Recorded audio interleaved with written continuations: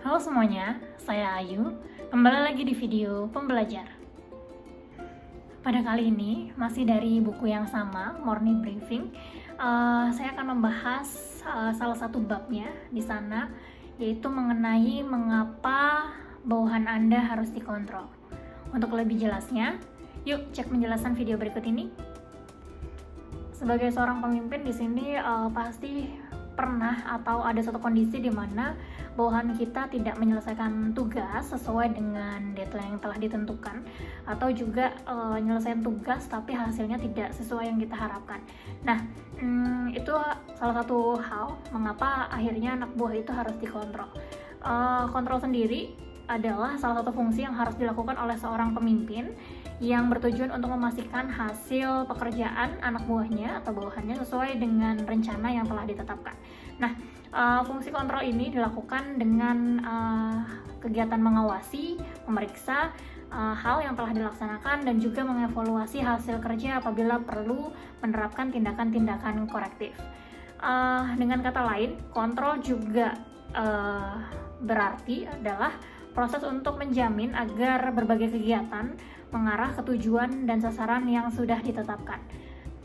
Lalu selanjutnya, bagaimana cara kita untuk mengontrol bawahan kita atau anak buah kita, dan hal apa saja yang penting yang harus diketahui oleh bawahan kita sehubungan dengan fungsi kontrol tersebut.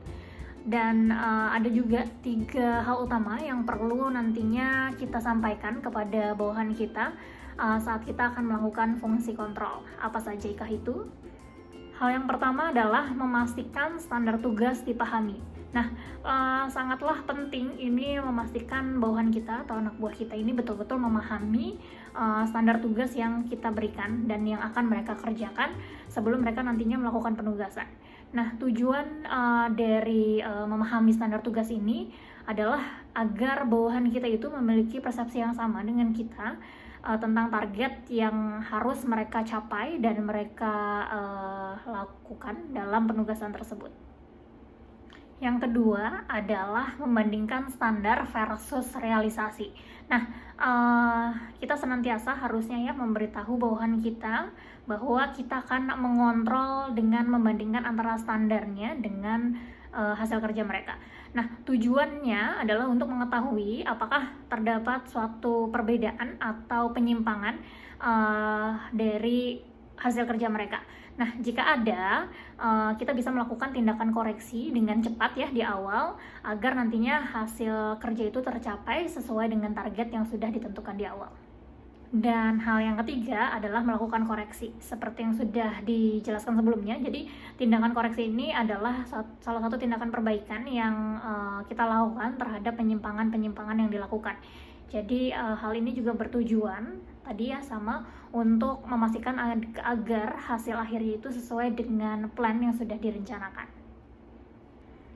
Setelah tadi kita sudah menjelaskan mengenai 3 hal utama yang harus kita lakukan sebelum kita melakukan fungsi controlling Selanjutnya adalah mengapa akhirnya controlling atau fungsi pengawasan ini sangat penting untuk dilakukan.